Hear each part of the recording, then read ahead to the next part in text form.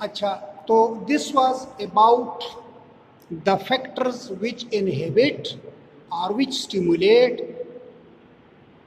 the synthesis of citrate synthase enzyme responsible for this reaction. अब citrate बन गया, citrate बन जाने के बाद सिट्रेट कन्वर्ट होगा आइसोसिट्रेट में। सिट्रेट और आइसोसिट्रेट दोनों सेम मॉलिक्यूल हैं, दोनों में फ़र्क नहीं है, सिर्फ रीअरेंजमेंट का फ़र्क है जो कि एटम्स का होता है। जिस तरह फ्रुक्टोज और ग्लूकोज में फ़र्क है, मैंने आपको बताया था ये आइसोमर्स होते हैं, तो ये दोनों आइसोमर्स हैं एक दूसरे के।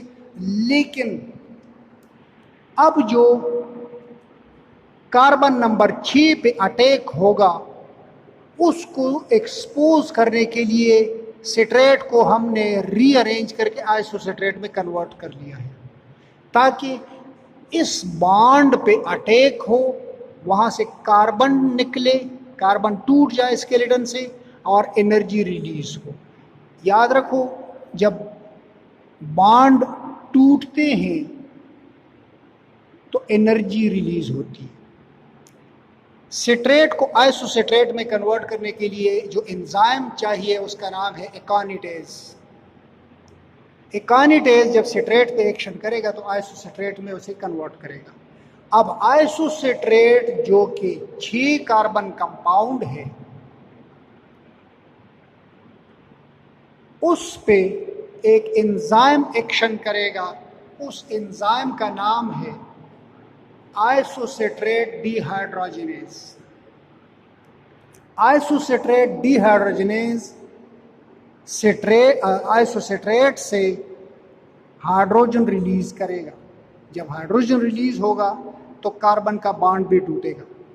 जब कार्बन का बॉन्ड टूटेगा तो इसका मतलब है कार्बन डाइऑक्साइड रिलीज होगा, तो एक कार्बन डाइऑक्साइड मॉलिक्यूल रिलीज होगा। आइसोसिट्रेट कन्वर्ट होगा with the help of isocitrate dehydrogenase alpha keto glutarate में। अल्फा कीटो ग्लूटरेट में कन्वर्ट होगा तो साथ साथ जो हाइड्रोजन रिलीज हुआ था उसको NADH एक्सेप्ट करेगा। NADH एंटीऑक्सीडेंट है, ये ऑक्सीडाइज्ड फॉर्म में था NADH प्लस, इसने हाइड्रोजन एक्सेप्ट कर लिया तो ये NADH बन गया और ये रिड्यूस्ड फॉर्म में चला गया। अल्फा कीटो ग्लूटरेट जो कि आइसोसिट्रेट से बना था with the help of this enzyme, उसके स्केलेटन में 5 कार्बन होते हैं। उसके स्केलेटन में 5 कार्बन क्यों होते हैं? इसलिए कि इस स्केलेटन का एक बॉन्ड हमने तोड़ा था, एक कार्बन डाइऑक्साइड का मॉलिक्यूल बना था, तो एक कार्बन इस वजह से कम हो गया था और अब हमारे पास अल्फा कीटो ग्लूटरेट के 5 कार्बन हैं। अल्फा कीटो ग्लूटरेट पर इमीडिएट एक और रिएक्शन होगा। एंजाइम जो इस रिएक्शन को कैटालाइज करेगा उसका नाम होगा alpha keto glutarate dehydrogenase. Alpha keto glutarate dehydrogenase enzyme alpha keto glutarate पे एक्शन करेगा। जब उस पर एक्शन करेगा तो नतीजतन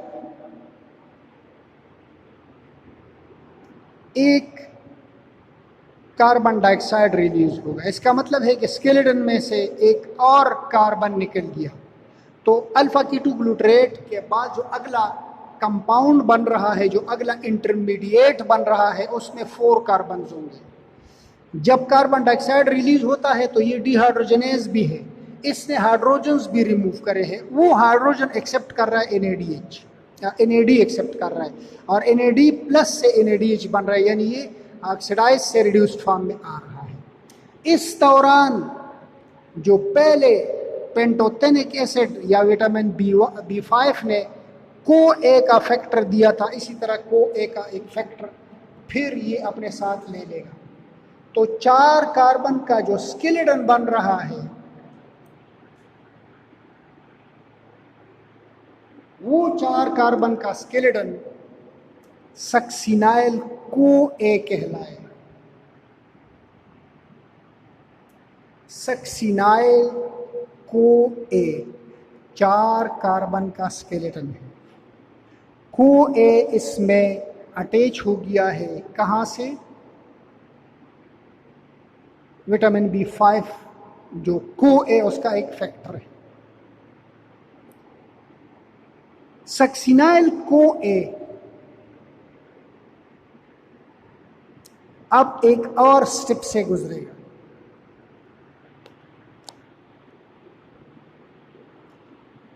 with the help of enzyme called as succinyl CoA synthase.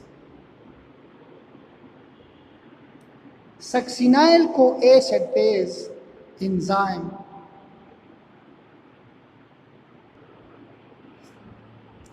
ये एंजाइम सक्सिनाइल CoA को कन्वर्ट करेगा सक्सिनेट में। अब सक्सिनाइल CoA में 4 कार्बन है और आगे चलने वाले पूरे स्टेप्स जितने भी हैं उनमें 4 ही कार्बन होंगे, क्योंकि मज़ीद कोई CO2 नहीं निकलेगा। 2 दफ़ा CO2 निकला है और 2 कार्बन कम हो गए हैं। पहले 6 कार्बन का था सिट्रेट, और ये सक्सिनाइल CoA सक्सिनेट वगैरह और आगे जाने वाले जितने भी इंटरमीडिएट्स हैं ये सारे 4 कार्बन के स्केलेटन के हैं। Succinyl CoA synthase succinyl CoA को कन्वर्ट करेगा सक्सिनेट में, और सक्सिनेट में जब ये कन्वर्ट होता है तो एक मॉलिक्यूल हमें एनर्जी का मिलता है। GDP मौजूद होता है, उसको GTP में कन्वर्ट कर लेते हैं। तो इसका मतलब है आपको एक GTP मिल गया। GTP और ATP बहन भाई हैं। ATP एडेनिसिन ट्राइफॉस्फेट है और GTP ग्वानिसिन ट्राइफॉस्फेट है। ये एनर्जी है। फिर GTP आगे ATP में कन्वर्ट होगी, वो एक डिफरेंट प्रोसेस है। अगला जो स्टेप है वो सक्सिनेट की कन्वर्जन है। सक्सिनेट अब कन्वर्ट होगा फ्यूमरेट में। सक्सिनेट फ्यूमरेट में कन्वर्ट होने के लिए एक एंजाइम की ज़रूरत पड़ती है। उस एंजाइम का नाम है सक्सिनेट डिहाइड्रोजिनेज। इसका मतलब है कोई हाइड्रोजन फिर निकलता है। ये जो हाइड्रोजन फिर निकल रहा है इसको FAD का एक्सेप्ट करेगा। FAD से FADH2 बनेगा, यानी FAD ऑक्सीडाइज स्टेट में था, अब वो रिड्यूस स्टेट में आ गया। उसने अपना शेल या जो भी उस जो आउटर इलेक्ट्रॉन थे वो कंप्लीट कर लिए। लेकिन आपको पता है हाइड्रोजन की एक्सेप्टेंस जो है वो रिडक्शन है। तो सक्सिनेट फ्यूमरेट में कन्वर्ट हो गया with the help of succinate dehydrogenase, और जो हाइड्रोजन निकले थे वो FAD ने एक्सेप्ट कर लिया। अब फ्यूमरेट आगे कन्वर्ट हो रहा है मेलेट में। अगर फर्ज करो आप चाहो तो यहाँ पे लिख लो ये एक वाटर मॉलिक्यूल अपने साथ लेता है, नहीं तो आप सिर्फ ये याद करो कि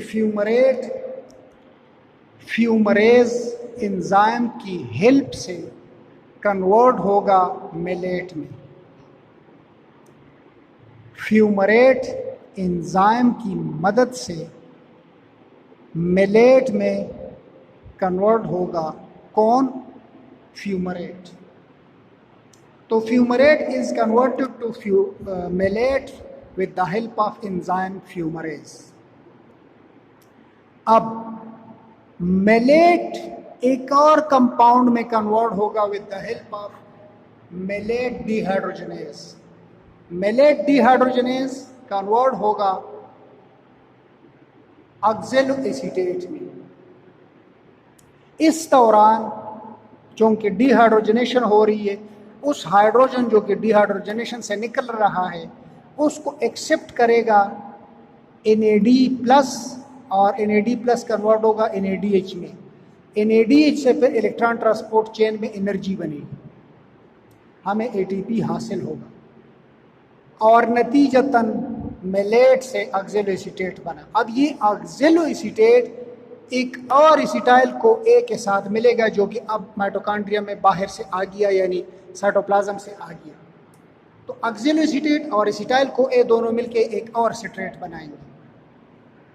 जब ये सिट्रेट बनेगा तो फिर ये साइकिल पूरा ऐसे रन होगा। जो मैंने आपसे कहा था कि आप मेरा भरोसा करें, मैं आपको बताऊंगा कि ऑक्सैलोएसीटेट कहाँ से आता है। बिजली चली गई। तो एक्चुअली ऑक्सैलोएसीटेट खुद इसी साइकिल से प्रोड्यूस होता है। जब क्रिप्स साइकिल मूव करता है, राउंड लगाता है, तो ऑक्सैलोएसीटेट खुद ब खुद आता है। फिर ये सिट्रेट बनाता है after combining with acetyl co A. Citrate फिर से मूव करता है और फिर ऑक्सैलोएसीटेट बनता है। फिर एक एसिटाइल को ए को अपने साथ मिला के सिट्रेट बनाता है और फिर ये सिलसिला चलता रहता है।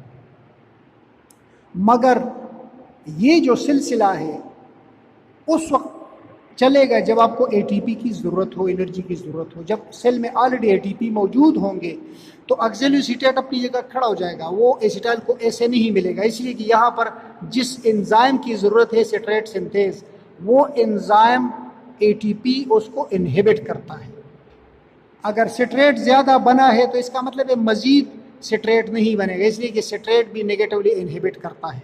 सिट्रेट बहुत ज़्यादा बना है, इसको तो चलने दो, इसको तो ख़त्म होने दो, फिर आगे कोई और सिट्रेट बनेगा। इसी तरह सक्सिनाइल को ए अगर बहुत ज़्यादा जमा हो गया है तो सक्सिनाइल को ए से सक्सिनेट, फ्यूमरेट, मेलेट और ऑक्सैलोएसीटेट तो बनने दो। जब ये सक्सिनाइल को ए जो कि ऑलरेडी डिपॉजिट है, जमा हुआ है सेल के अंदर, ये ख़त्म हो जाए फिर मज़ीद सिट्रेट बनेगा। तो सिट्रेट को बनने से रोकने के लिए सक्सिनाइल को ए इस एंजाइम को रोकता है जो कि सिट्रेट बनाने वाला एंजाइम है और इसका नाम है सिट्रेट सिंथेज। अच्छा, आई एम श्योर कि आपको अब इसकी क्लैरिटी हो गई होगी।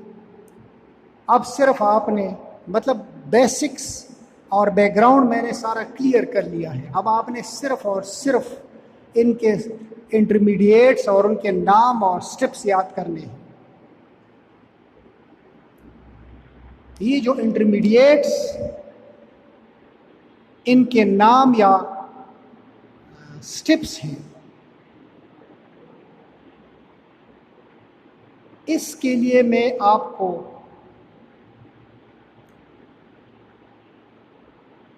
कुछ ट्रिक बताता हूँ, वो बाद में आपको मैं बताऊंगा। पहले आप इस लेक्चर को अच्छी तरह समझ लें।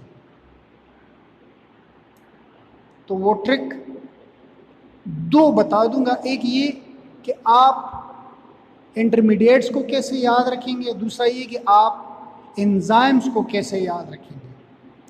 तो दोनों मैं आपको बता दूंगा। पहले आप ये सारी वीडियो जो मैंने आपको बताई है इसको अच्छी तरह गौर से समझ लें, सुन लें, दो तीन दफ़ा वॉच करने के बाद अगर आपका कोई क्वेश्चन है तो क्वेश्चन करें, और जब आपको अच्छी तरह समझ आ जाए फिर याद करें। और ट्रिक्स मैं आपको अलग बता दूंगा कि अगर आपको भूल जाता है तो क्या तरीका होगा। फिर मैं आपको जो तरीका बता दूंगा ट्रिक का, वो आपको कभी नहीं भूलेगा।